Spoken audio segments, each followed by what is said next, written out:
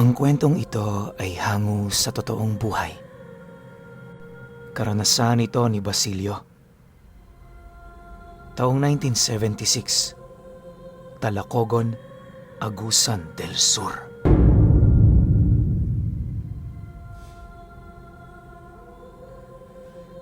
Hindi na bago para kay Basilio ang mamuhay ng mag-isa. Sa edad niyang 18 taong gulang, kusa siyang kumalas sa kanyang pamilya. Mahirap man ang buhay pero mas nahihirapan siya sa puder ng mga ito. Bukod kasi sa siyang nagbibigay ng malaki sa pamilya niya, yung mga kapatid niya, puro gastador. Tuwing sinusubukan din niyang magpahinga, parating galit ang tatay niya at purong panunumbat na lamang ang mga sinasabi nito sa kanya.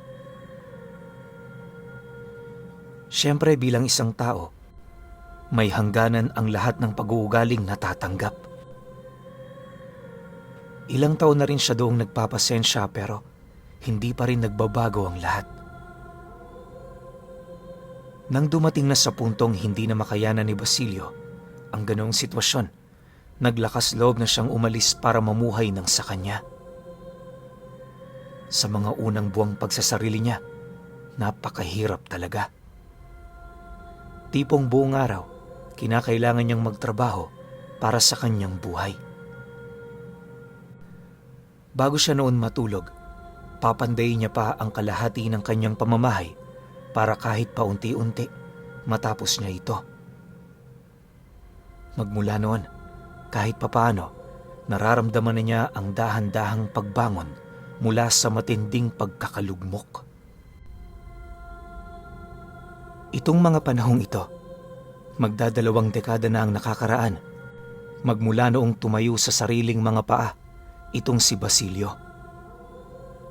Kasalukuyan na rin siya noong may asawa at merong 2 anak.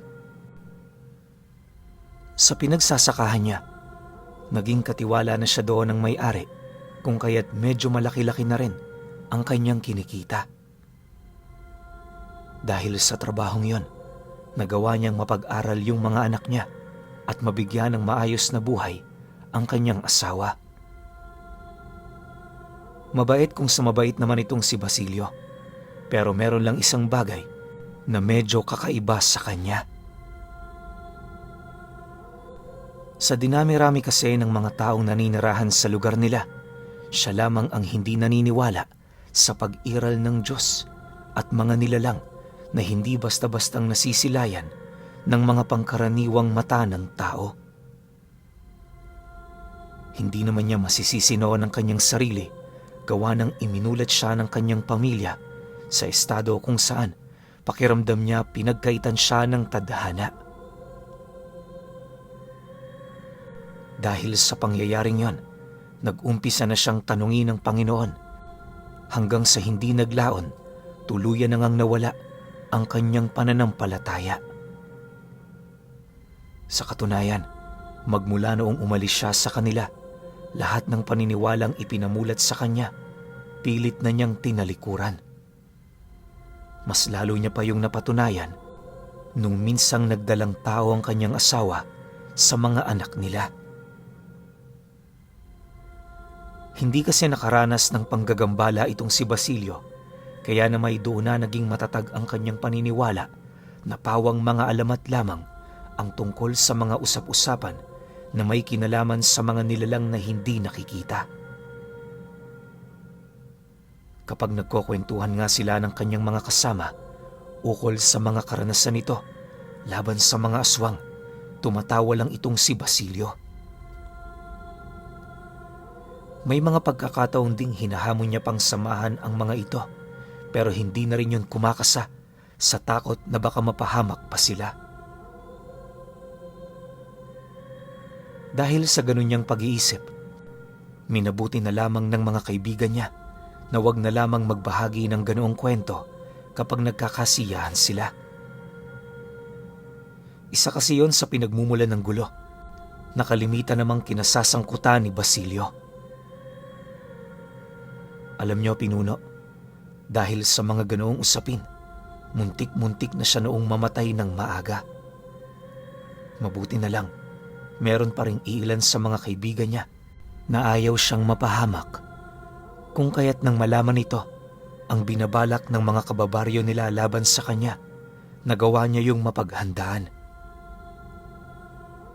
Awa naman ng Diyos, magmula noong naganap ang pangyayaring yon, doon na natuto si Basilio na magpigil.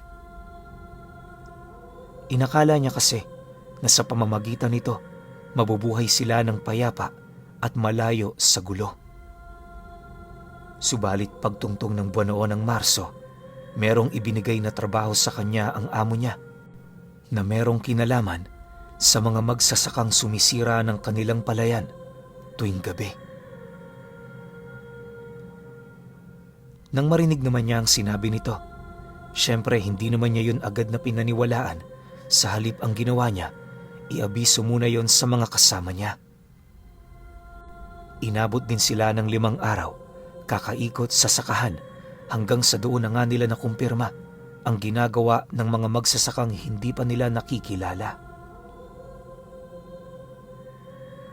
Base sa kanilang mga nakita, ginagapas ng mga ito ang mga naitanim nilang palay kahit hindi pa yon namumunga.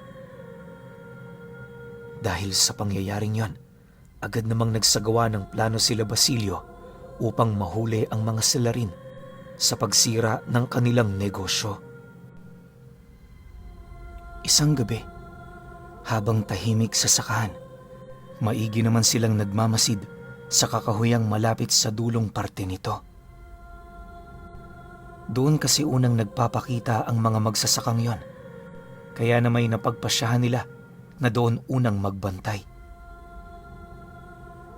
Nasa 7 rin ang bilang ng kanilang grupo, kung kaya't kahit papaano, kampante sila Basilio na mahuhuli ang mga panauhing yon. Sa pagtungtong naman ng 8:00 ng gabi, napakadilim na sa buong paligid. Yung palayan nilang binabantayan, halos wala na rin silang maninag, gawa ng nagkataon naman noon na walang buwan. Hindi rin sila maaaring magsindi ng sulo, lalo pat hindi pa dumarating ang mga panauhing kanilang hinihintay.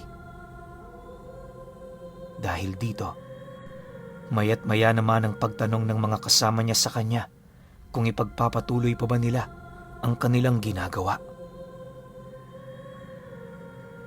Nang marinig naman yon ni Basilio, agad naman niya yung inabisuhang manahimik habang nagwiwika sa mga ito ng, "Tumigil nga kayo. Hindi tayo alis dito hanggat wala tayong nakikita. Manahimik lang kayo dyan. Tayo-tayo lang din naman na mahihirapan kung hindi natin sila madadakip."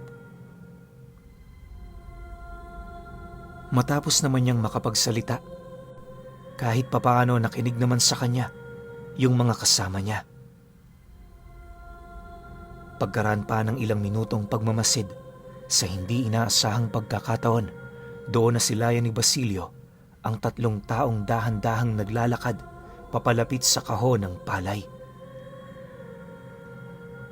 Pagpasok naman ng mga ito sa lugar na yon, mabilis naman yung nag-ani ng mga bagong usbong nilang pananim na parabang meron yung doong importanteng paggagamitan. Habang nasa kasagsagan din ng paggapas ang mga ito, kitang-kita nila Basilio ang panaka-naka nitong pagsilay sa paligid na parabang nagmamasid. Maya-maya pa, doon na nila nasaksihan ang pagpasok ng mga ito sa kanilang mga bulsa ng mga palay na inani nila. Dahil sa pangyayaring yon, agad naman niyang inabisuhan ng kanyang mga kasama na habulin na ang mga kawatan. Paglabas naman nila noon sa kanilang pinagtataguan, mabilis naman nila yung sinundan, pero nang matunugan ng mga ito ang kanilang mga presensya, laking gulat na lamang nila nang hindi yon tumakbo. Hindi naglaon. Nang masukol na nila ang 3, doon bumungad sa kanila ang mga kakaiba nitong itsura.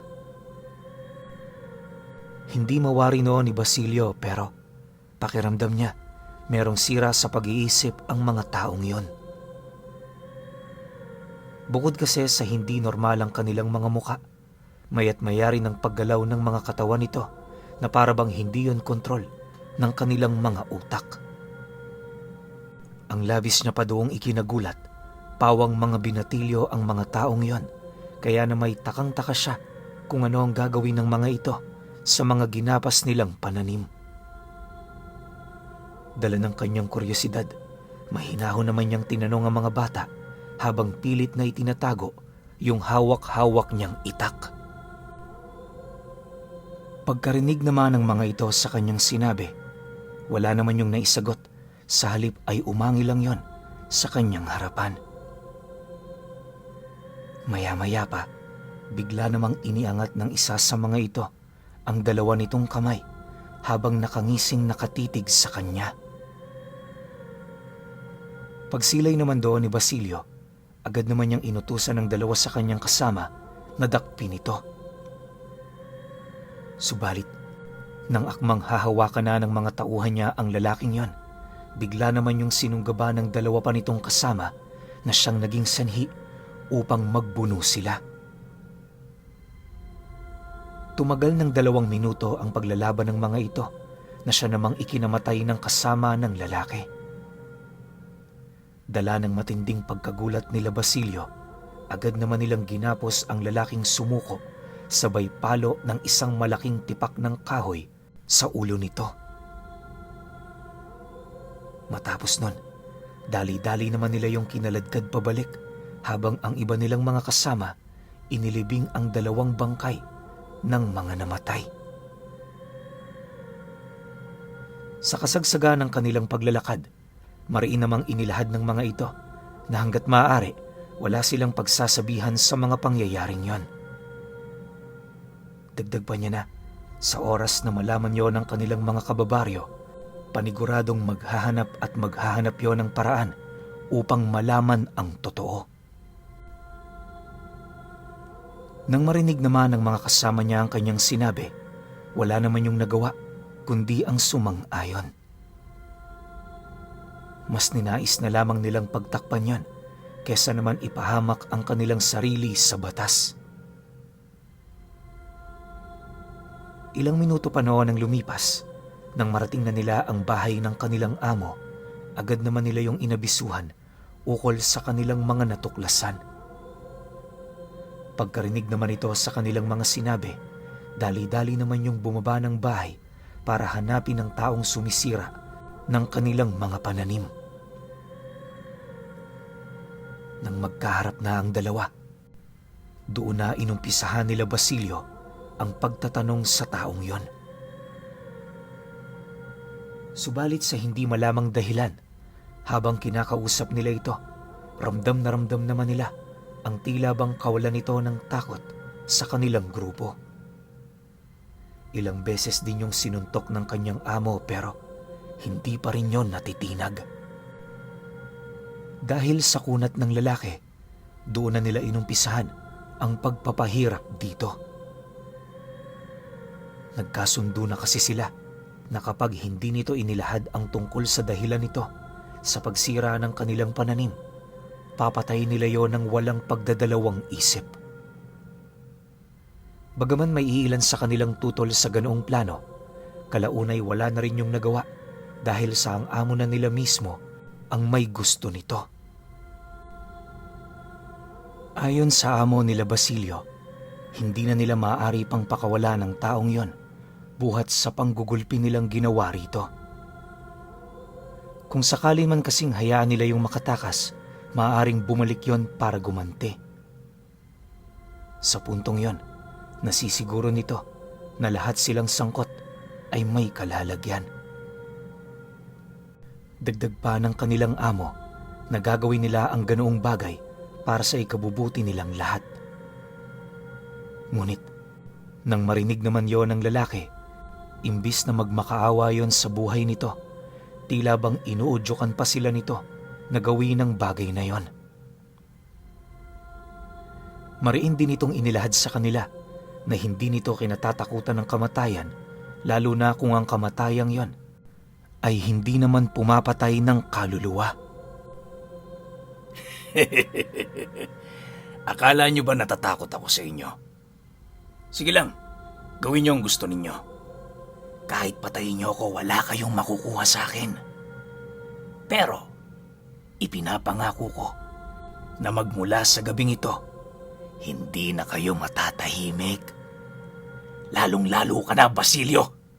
Ikaw ang dahilan kung bakit namatay kanina ang mga kasama ko. Sigaw ng lalaking yon habang naliligo yun sa sarili nitong dugo. Nang marinig naman ni Basilio ang sinabi nito, agad naman niya yung binusalan sa bunganga, sabay walang habas na unday ng suntok sa mismong dibdib nito. Makalipas pa ang ilang minuto, napakalalim na ng hininga ng lalaking yon na animoy mamamatay na.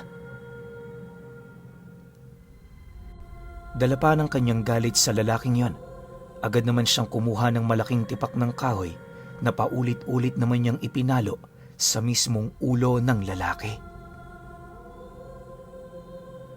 Matapos naman niya yung gawin, tumambad sa kanila ang ulo nitong halos mayupi na.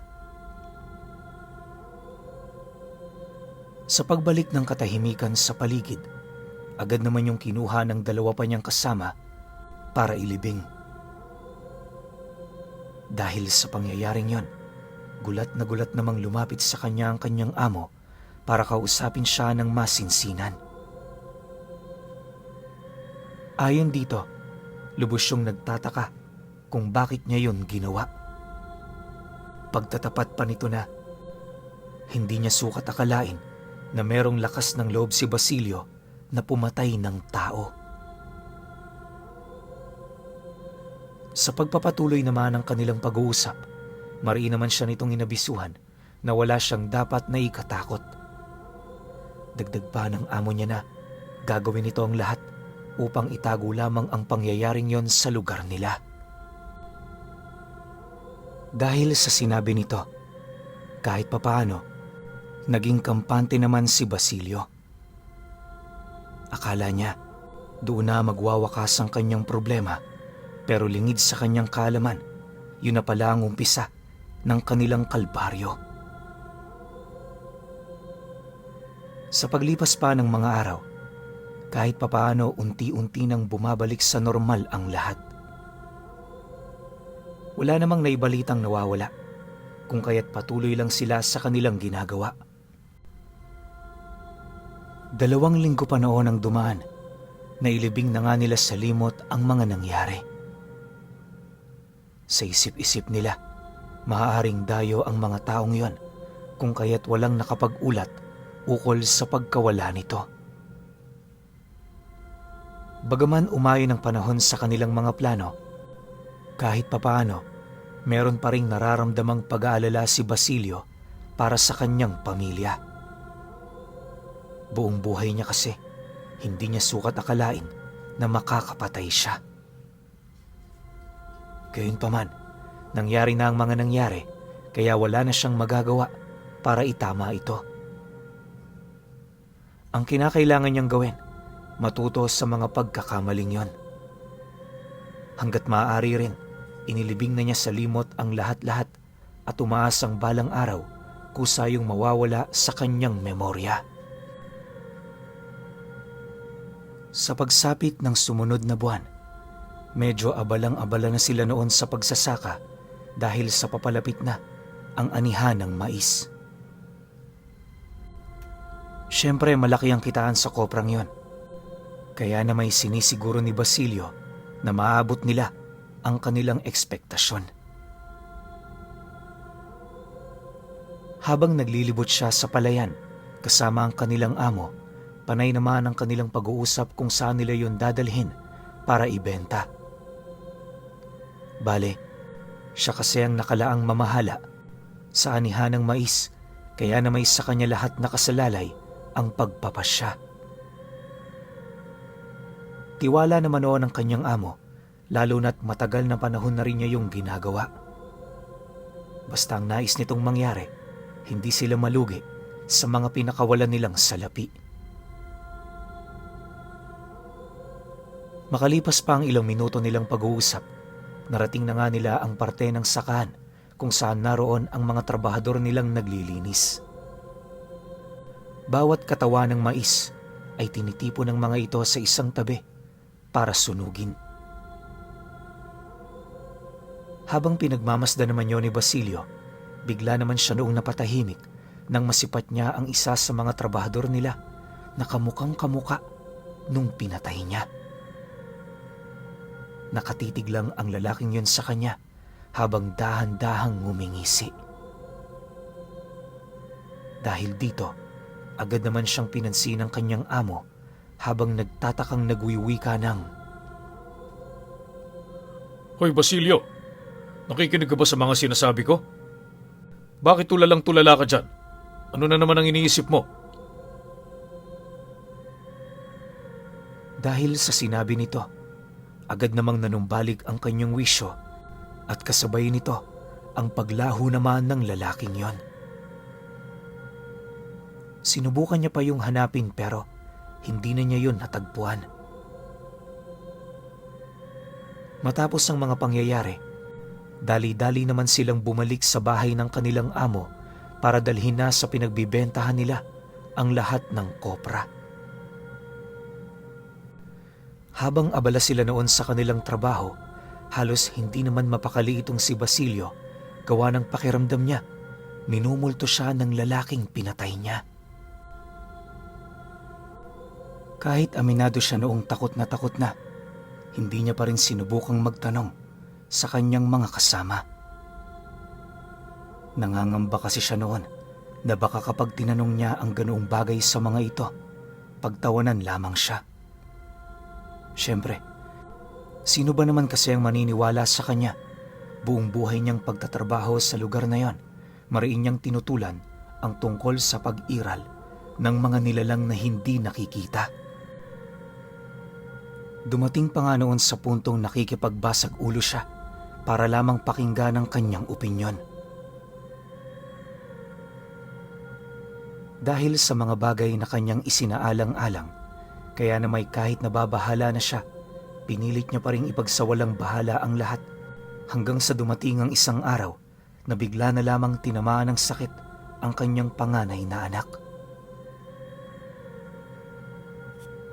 Base sa pagkakatanda ni Basilio, magbabandang 5:00 na noon ng hapon nang mapansin nila ang karamdaman nito. Pag-uwi nito galing eskwela, nasipat naman yon ng kapatid nito na bigla na lamang humandusay sa mismong bakuran ng bahay nila. Noong una, inakala nitong dala lang yon ng pagod pero ayon sa mga kamag-aral nito, wala naman yung ginawa sa buong maghapon nilang eskwela. Dagdag pa ng mga ito na magmula noong pumasok yon, pansin na nila ang bigat ng nararamdaman nito.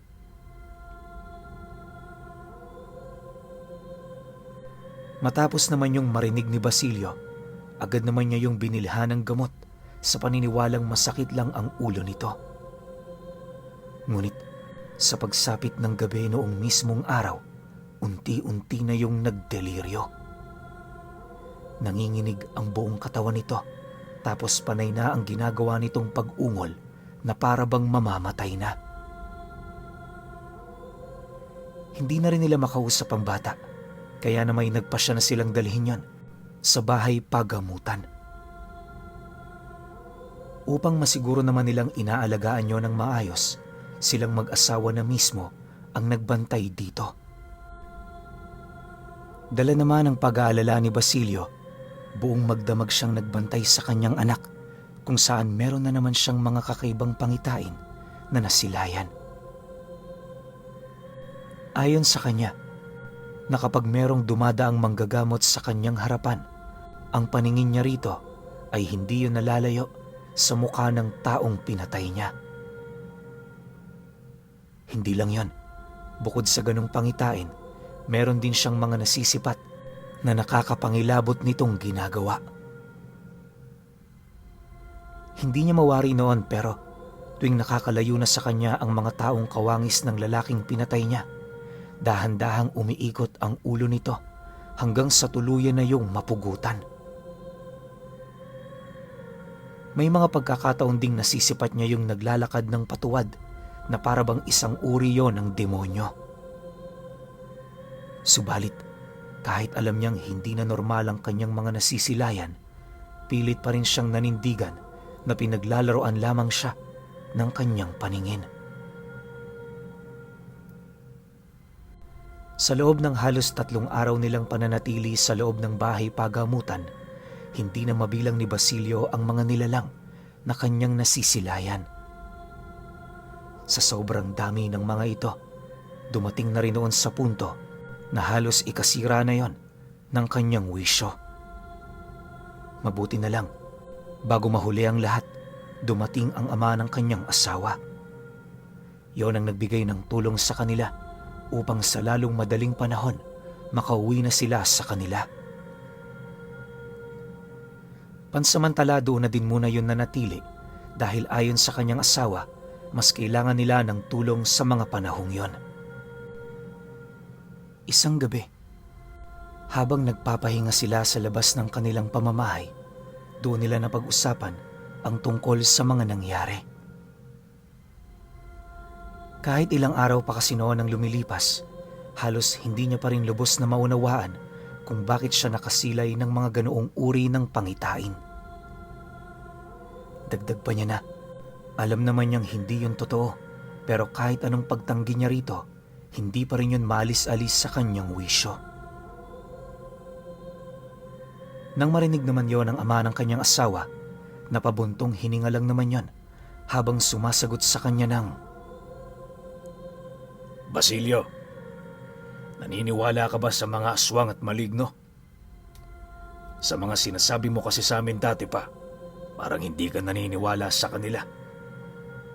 Ako na ang magsasabi sa'yo, totoo ang mga nilalang na yon. Kung naniniwala ka sa Diyos, dapat lang paniwalaan mo rin sila.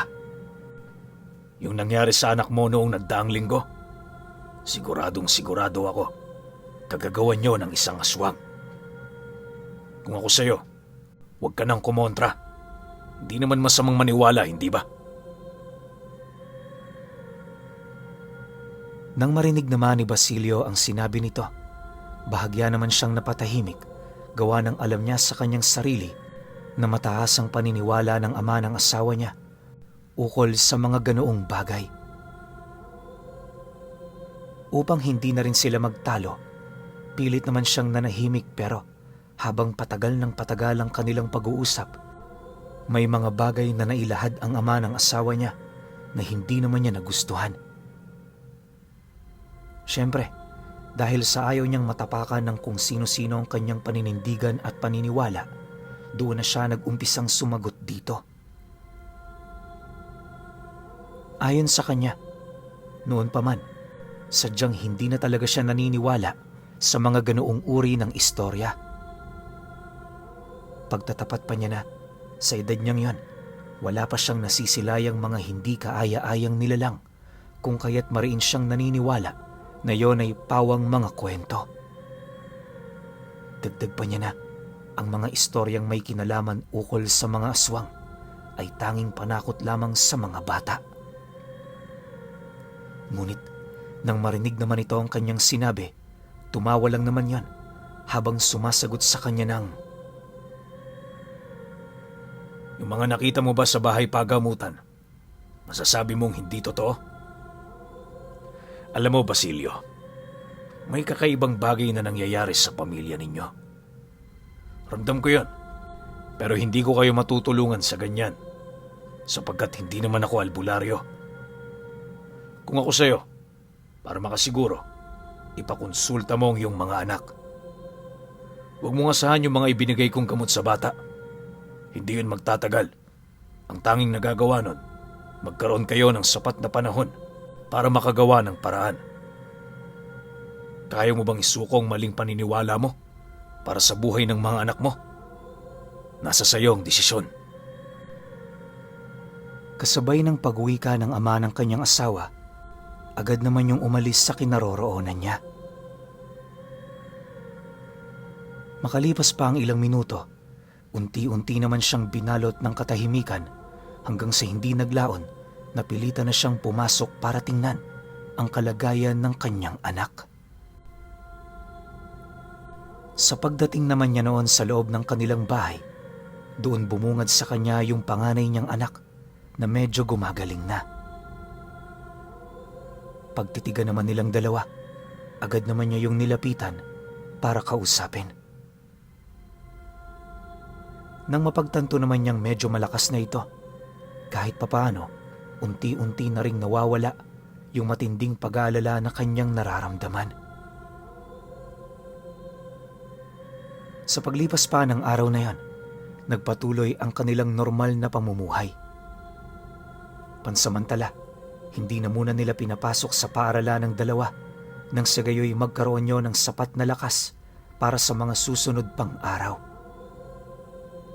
Akala ni Basilio babalik na rin noon sa normal ang lahat-lahat, pero tila bang mas lalong tumitindi ang mga kakaibang pangitain na nasisilayan niya. May mga pagkakataon na kasi noon, harap-harapan niyang nasisipat yung mukha ng lalaking pinatay niya. Minsan nakangiti ito, may mga pagkakataon namang nakasimangot, at ang higit na nagbigay ng takot sa kanya ay yung mga pangitaing nasisipat niya yung tinuturo siya habang may binabanggit na mga salita.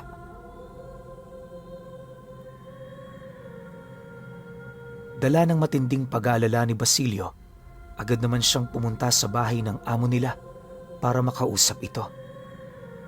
Ngunit, kagaya ng sinabi ng ama ng asawa niya, ganon din ang ibinahagi nito sa kanya. Ayon sa kanyang amo, na maaaring hindi pa natatahimik ang kaluluwa ng kanyang pinatay. Malakas din ang kutob nito na naghahanap yon ng paraan para makabawi sa kanya. Dagdag pa ng kanyang amo na hanggat hindi pa sila nakakaranas ng mga karumal-dumal na pangyayari, mas mainam na magpakonsulta sila sa albularyo. Yun na lamang kasi ang nag-iisang paraan para magawa niyang malaman ang tungkol sa mga bagay na kasalukuyang nangyayari sa kanya. Subalit, nang marinig naman yon ni Basilio, tumangulang naman siya, hudyat ng kanyang pagsang-ayon. Maya-maya pa, nang akmang aalis na siya, bahagya naman siya noong natigilan nang marinig niyang magwika ang kanyang amo ng, Huwag kang mag-alala. Hindi kami magagalit sa mga bagay na sasabihin mo. Unahin mo ang pamilya mo, Basilio. Alam naming sila ang mahalaga sa'yo. Nang marinig naman niya ang sinabi nito, minabuti naman niyang ipagpatuloy ang kanyang paglalakad hanggang sa makabalik na siya sa kanilang pamamahay. Sa pagsapit ng gabi noong mismong araw na yon, habang mahimbing siyang nagpapahinga, bigla namang napadpad ang kanyang wisyo sa isang lugar na hindi pamilyar sa kanya. Binubuo yun ng maliliit na kubong nakatirik sa paanan ng bundok kung saan kahit saang parte ka lumingon, mga bungo ng tao ang iyong masisilayan sa lugar na yon. Marami rin siyang nasipat na mga taong nakakulong, pawang nagmamakaawa sa kanilang mga buhay. Sa pagpapatuloy ng kanyang pagmamasid, kitang-kita niya ang tila bang pagkakaroon ng iisang muka ng mga ito. Hindi niya mawari pero yung mukha ng mga nilalang na naninirahan sa lugar ay halos kahaling tulad ng wangis ng mga taong kanyang pinatay. Maya-maya pa, dala ng takot niya, bigla naman siya noong napatras. At nung papatakbo na siya papalayo, buong puwersa naman siyang sinagpangan ng isa sa mga ito.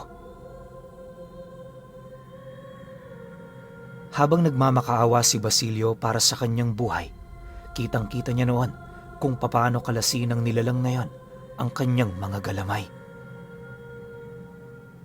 Nang akmang mawawala na siya noon ng malay, sakto naman ang pagramdam niya ng isang malakas na sampal sa kanyang pagmumuka. Paggising niya, doon bumungad sa kanya ang asawa niyang umiiyak, hawak-hawak ang tsinelas niya. Huli na nang malaman ni Basilio binabangungot na pala siya. Dahil dito, pinilit niyang manatiling gising hanggang sa sumunod na araw. Kinabukasan, maaga pa siyang tumungo sa sakahan para gawin ang kanyang trabaho. Nataon kasi noong taniman ng mais at wala doon ang kanilang amo. Bale, siya ang magbabantay sa mga trabahador upang masigurong ginagawa ng mga ito ang kanilang mga gawain. Sa kasagsaga ng pagbabantay ni Basilio, merong lumapit sa kanyang isang lalaki na nasa edad 40 anyos. Sa pagharap naman nilang dalawa, agad naman yung nagwika sa kanya ng, Manoy, may tinapay ba kayo dyan? Wala kasi akong dalang pagkain eh. Nakakahiya namang humingi sa mga katrabaho ko. Kaya sa'yo na lang ako lumapit. Nang marinig naman niya ang sinabi nito, agad naman siyang pumanhik sa bahay ng kanyang amo para kumuha ng makakain. Maya-maya pa, paglabas naman niya sa bahay nito, agad naman niyang nasipat ang lalaki na tahimik na nakaupo habang nakayuko. Dahil sa kanyang mga nakita, dali-dali naman niya yung nilapitan at nung magkaharap na sila, laking gulat na lamang niya nang masipat niya yung tulalang nakatitig sa lupa, naglalaway ng napakaitim na likido. Kamukha na rin ito ang lalaking pinatay niya, kaya na may dali-dali naman siyang napatras sa kinaroroonan nito habang paulit-ulit yung tinatanong. Subalit, pagsilay naman sa kanya ng nilalang na yon, imbis na sumagot yun sa kanya, buong puwersa siya nitong sinunggaban. Dahil sa ginawa nito, nagpang-abot naman silang dalawa at kalaunay nagawa na rin silang maawat ng mga katrabaho nilang nakapansin sa kanilang ginagawa. Paglayo naman ni Basilio sa lalaki, halos hindi naman siya makapagsalita, dala ng labis niyang pagkagulat. Makalipas pa ang ilang minuto, nang medyo kumalma na siya, agad naman siyang pinapasok ng mga kaibigan niya para kausapin. Ngunit sa kasamaang palad, dahil sa alam na niyang pagtatawanan lang siya ng mga ito, minabuti niyang itago na lamang ang katotohanan sa likod ng mga nangyari. Palusot ni Basilio, hindi lang sila nagkaunawaan ng lalaking yon, kaya nagpang-abot silang dalawa. Mariin niya ring inilahad sa mga ito, wag na yung sasabihin sa kanilang amo nang sa gayoy hindi na sila nito mapagalitan pa. Matapos naman ang kanilang pag-uusap, agad naman siyang lumabas ng bahay nito para ipagpatuloy ang kanilang trabaho. Marami pa kasi sila noong kinakailangang tapusin, kaya na may sa kabila ng mga pangyayaring yon, kinakailangan niya pa rin ipagpatuloy ang kanyang pagbabantay. Pagtungtong naman ng 5:00 ng hapon, sakto naman noon ang pagdating ng kanilang amo, kung kaya't yun na rin ang naging hudyat sa pagtatapos ng unang araw ng kanilang pagtatanim. Bago sila maghiwa-hiwalay, maigi naman sila nitong pinaalalahanan ukol sa mga gagawin nila kinabukasan nang sa gayoy hindi sila malito. Makalipas pa ang ilang minuto, matapos naman ang kanilang pagpupulong, agad naman siyang nagpaalam sa mga ito na uuwi na. Pagkarinig naman ng mga kaibigan niya sa kanyang sinabi, dali-dali naman siya nitong nilapitan para sana'y abisuhan sa napagkasunduan nilang pagsasaya noong mismong gabi. Ngunit, nang marinig naman yon ni Basilio, agad naman niya yung tinanggihan dahil ayon sa kanya, marami pa siyang gagawin. Pagbitaw naman ng kanyang kaibigan, agad naman siyang lumabas ng bahay para tahakin na ang daan papauwi. Sa kanyang paglalakad, halos nag-uumapaw naman ang takot na kanyang nararamdaman. Kapag nadadapo siya noon sa mga madidilim na parte ng daan, Halos kumaripas na siya ng takbo, makalayo lamang dito. Maya't maya rin ang kanyang pagmamasid sa buong paligid hanggang sa narating na niya ang sentro ng baryo. Dahil sa magbabandang 8:00 na noon, marami na sa mga bahay doon ang nakasara. Yung iba wala ng gasera sa loob, indikasyon na natutulog na ang mga ito. Panay na rin ang pagtahol ng aso sa kanya sa mga sandaling napapadpad siya sa harap ng bahay ng mga amo nito. Gayunpaman, hindi na ito gaanong pinansin ni Basilio dahil ang mahalaga sa kanya noon, makauwi ng ligtas sa kanilang pamamahay. Hindi naglaon nang akmang malapit na siya sa hindi inaasahang pagkakataon, meron siyang nakitang isang nilalang na nakatayo sa unahang bahagi ng kanyang daraanan. Napakadilim na sa lugar na yon, kaya hindi niya ito maaninag. Ang tanging nakikita niya ay yung itim nitong kasuotan at ang kakaiba nitong karit na tangan-tangan.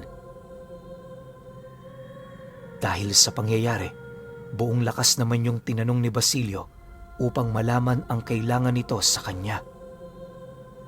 Subalit, nang marinig naman ng nilalang ang kanyang sinabi, imbis na yon ay magsalita, umaangil lang naman yung humaharap sa kinaroroonan niya. Pagsilay naman niya sa pagmumukha nito, bigla naman yung umatungal ng napakalakas at kasabay nito ang mabilis nitong pagsugod patungo sa kanyang kinaroroonan. Dala naman ng takot ni Basilio, dali-dali siyang kumaripas ng takbo, pero bago pa man siya makalayo, doon na niya naramdaman ang tila bang paglupaypay ng kanyang mga binti. Sa isang iglap, para siyang lumpong bumagsak noon sa lupa. Halos magkanda bali-bali na noon ang kanyang kamay, pero pinilit niya pa ring lumayo sa nilalang na yon hanggang sa dahan-dahan na niyang maramdaman ang napakabigat na hininga ng nilalang. Akala niya katapusan na niya, kaya na may habang nakadapa siya sa lupa, wala siyang ibang ginawa kundi ang magdasal. Maya-maya pa, doon na niya dahan-dahang naramdaman ang paghawak sa kanya ng nilalang. Pag-angat naman niya sa lupa, agad naman siya nitong binitawan nang maramdaman nito na may sapat na siyang lakas para tumayo.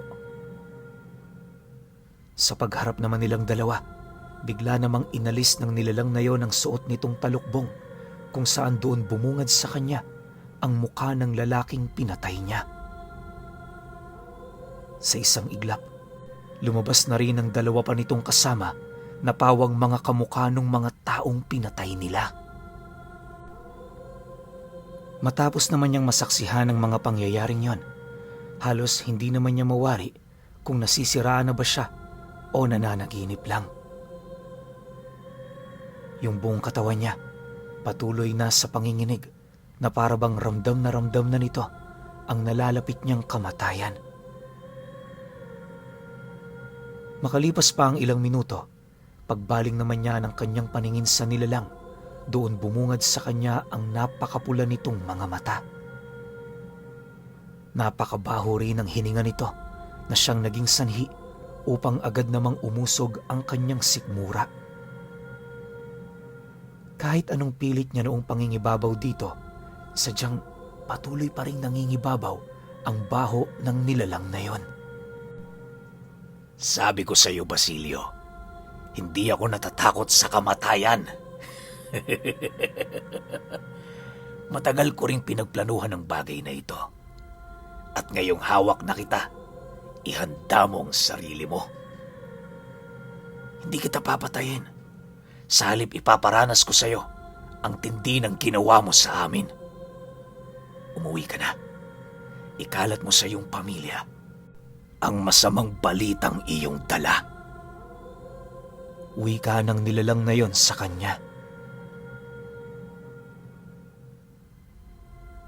Matapos naman itong makapagsalita, kitang-kita ni Basilio kung papaano yun maglaho sa pamamagitan ng pagiging abo ng buong katawan nito. Makalipas pa ang ilang segundo, tuluyan na ngang nawala ang mga nilalang na yon sa harapan niya. Dahil sa pangyayaring yon, dali-dali naman niyang tinahak ang daan pabalik sa kanilang bahay.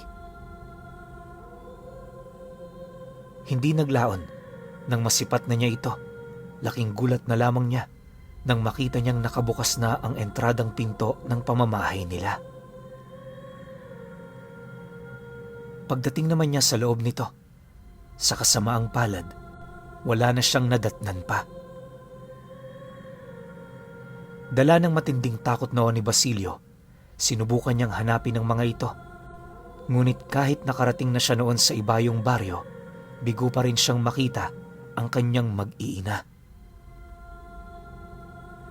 Hindi naglaon nang makaramdam na siya ng matinding pagod, napaupo na lamang siya sa gilid ng daan habang patuloy na umiiyak. Lahat ng mga nangyari sa kanya noon, sinisi niya talaga ang kanyang sarili. Muntik-muntik na nga niya noong kitilin ang kanyang buhay, pero dahil sa pag-asang makikita niya pa rin ang mga ito, nagpatuloy siya. Kinabukasan, nadatnan niya ang kanyang sarili sa karatig lugar. Pagsilay naman niya sa paligid, agad namang bumungad sa kanya ang iilang mga taga-baryo na kanina pang nagkukumpulan. Bawat isa sa mga ito, mariing nag-uusap-usap kung ano ang kanyang ginagawa sa lugar na yon. Makalipas pa ang ilang minutong pagmamasid, dumating na nga ang kapitan ng barangay na siya namang kumausap sa kanya. Nagtanong din yon ng tungkol sa pagkakakilanlan niya at kung saan siya nakatira. Nang marinig naman yon ni Basilio, nanlulumo naman niyang sinagot ang lahat ng katanungan ng taong yon. Maya-maya pa, nang hindi na niya makayanan ang bigat ng nararamdaman niya, dahan-dahan naman siyang tumayo habang nagwiwika doon ng, Maniwala kayo. Wala akong ginawang masama dito sa lugar ninyo. May hinahanap lang akong mga taong malapit ng husto sa akin. Ipagpaumanhin ninyo. Pero kailangan ko na hong makabalik sa amin. Dahil sa kanyang sinabi, agad naman siya nitong sinamahan patungo sa labasan ng baryo. Mula roon, mag-isa naman niyang tinahak ang daan pabalik hanggang sa narating na nga niya ang lugar na pinagtitirhan nila. Pagsilay naman niya sa kanyang pamamahay, dali-dali naman siya doong pumasok habang mangiyak-ngiyak na sinasambit ang pangalan ng kanyang asawa at mga anak. Hindi naglaon nang mapagtanto naman ni Basilio na totoo ang mga pangyayaring yon. Napaupo na lamang siya sa labas ng bahay nila, tulalang pinagmamasdan ang buong paligid. Yung kaisipan niya, blankong-blanko na talaga, na para bang hindi na niya mawari kung saan pa siya magsisimula sa kanyang paghahanap. Ilang oras pa noon ang dumaan. Nang malaman naman ng amo niya ang mga nangyari, agad naman yung pumunta sa kanyang pamamahay para tingnan ang kalagayan niya. Sa pagdating ng mga ito, dali-dali naman siya nitong nilapitan at kinausap, pero hindi niya na yon nagawa pang pansinin. Ang tanging sinabi doon ni Basilio, umalis na ang mga ito dahil sa wala naman yung maitutulong. Nang marinig naman yon ang kanyang ama, agad naman siya nitong binatukan sa ulo habang galit na sumasagot yon sa kanya ng, Mag-isip ka nga kung sino ang kinakausap mo. Pamilya mo kami, Basilio. Natural, mag-aalala kami sa'yo. Gusto mo bang mahanap ang pamilya mo? Pues, matuto kang itabi ang emosyon mo. Tumayo ka na dyan. Marami pa tayong gagawin. Kasabay ng pagwika nito ay ang buong puwersa naman itong pagpapatayo sa kanya. Dala ng pamimilit ng kanyang amo, wala na rin siyang nagawa kundi ang sumunod. Sa loob ng 1 linggo, hinanap nila ang pamilya ni Basilio pero sa kasamaang palad, wala silang nakita na kahit ano. Kung kani-kanino na rin sila nagtanong pero ni isa sa mga taong yon, walang nakasagot sa kanilang mga tanong. Pakiramdam nga nila, yung mag-iina niya, naglaho na lamang na parang bula. 2 linggo pa ang dumaan nang mabalitaan ng ama ng kanyang asawa ang tungkol sa mga nangyari. Agad naman yung pumunta sa pamamahay niya para kausapin siya. Kahit alam niyang labag sa kanyang loob na sabihin ang lahat ng kanyang naranasan, napilitan siyang ilahad ito alang-alang sa kanyang nawawalang pamilya. Nang marinig naman ng kanilang ama ang mga sinabi niya, paulit-ulit naman siya nitong pinagmumumura at sinisi ukol sa mga nangyari. Ayon dito, na kung nakinig na lang sana siya, hindi mangyayari ang mga bagay na yon. Dagdag pa nito na, dapat ngang kagalitan nitong si Basilio, gawa ng lahat ng mga payo niya, hindi nito sinunod. Basilio, simple lang inihabilin ko sa'yo. Magpakonsulta ka sa albularyo. Bakit hindi mo yung ginawa? Ano na naman ba ang pumasok sa utak mo? Ikakadurog ba ng paninindigan mong yan kung hihingi ka ng tulong sa kanila? Mag-isip ka nga. Ngayon, huli na ang lahat tapos paiyak-iyak ka pa dyan. Ginusto mo rin naman to eh. Dapat talaga noong una pa lang, hindi ko na ipinagkatiwala sa iyo ang anak ko at ang aking mga apo. Wala kang kwentang ama. Ikaw ang pumatay sa kanila. Galit na wika ng ama ng kanyang asawa. Matapos naman itong makapagsalita, agad naman yung umalis sa kanilang pamamahay. 2 araw pa ang lumipas. Bumalik ito, dala-dala ang isang manghuhula at albularyo. Pinasuyod nito ang kabuuan ng kanilang tahanan at matapos ang halos 5 oras na paggawa ng ritual, nagkaroon na nga ng pangitain ang manghuhula.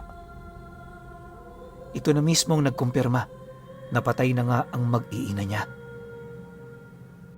Nakalibing yon sa gilid ng isang malawak na sakahan na may nakatayong malaking puno ng mangga sa tabi nito. Dagdag pa nito na, ilang buwan nang nakalagay sa lugar na yon ang bangkay ng pamilya niya, kaya na may inaasahan na nito na isa na yung mga kalansay. Gayunpaman para makasiguro, kinakailangan nilang hukayin ito nang sa gayoy magawa nilang matingnan ang kasuotan nito.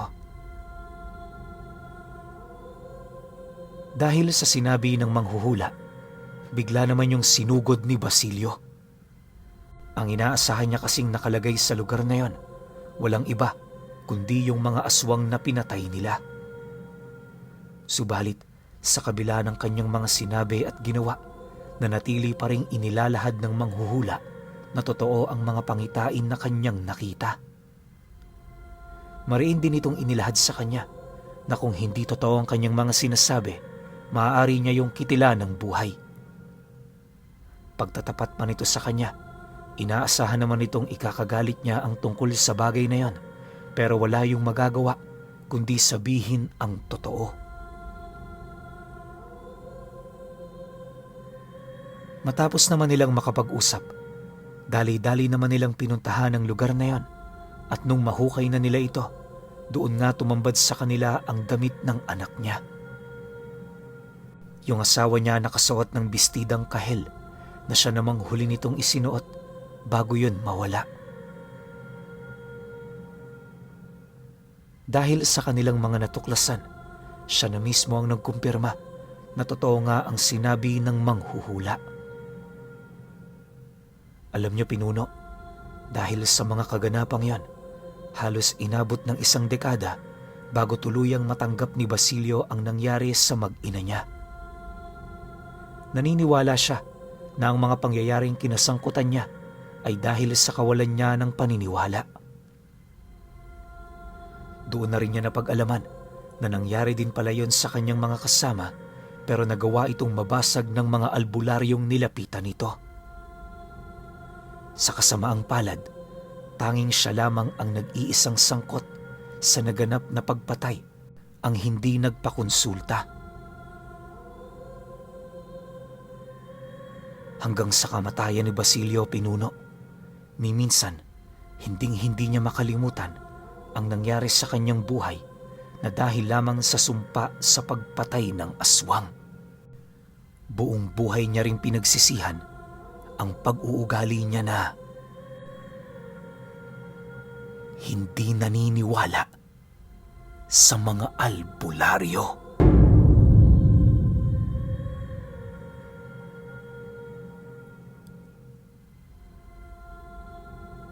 Okay, opinyon ko sa kwento. Pasensya na kayo medyo malat-malat tayo ngayon eh. Sunod-sunod na araw na, ayaw pa rin gumaling. Siguro kailangan ko ng isang buong araw na pahinga, pero ayoko naman kayong bitinin sa kwento. Gusto ko lagi kayo may maririnig. Masasabi ko lang sa kwento ni Basilio, yun nga, sinabi na ng title, hindi kasi siya naniniwala eh.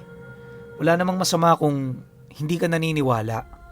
Dapat lang sinunod mo yung payo ng asawa ng tatay niya. Yun lang talaga yung pinakasusi doon para sana hindi namatay yung buong mag-anak niya. Pero yung nangyari kay Basilio, sobrang nakakatroma to. Kasi yun lang, napakasimple lang. Hindi lang siya nagpatingin sa manggagamot o albularyo. Tapos ang ending, namatay siya dahil nga dun sa binitawang sumpa ng aswang na pinatay niya. Pero hindi niya totoong napatay yung aswang. 'Di ba? Kasi nga gustong-gusto ng aswang yun yung parang pahihirapan sila. Pero hanggat hindi mo napapatay yung kaluluwa ng aswang na yun, habang buhay yung mabubuhay. So ang ending, ang nangyari, si Basilio pa yung nabalikan ng aswang. Napatay niya pa lahat ng kamag-anak nito. Hindi lang basta kamag-anak. Asawa tapos yung mga anak. Kaya para sa akin, nainis ako kay Basilio at the same time naaawa rin. Pero kayo, kung may opinion kayo sa kwentong ito, comment nyo lang sa baba. Yun lang, hanggang sa susunod na kwento. Salamat.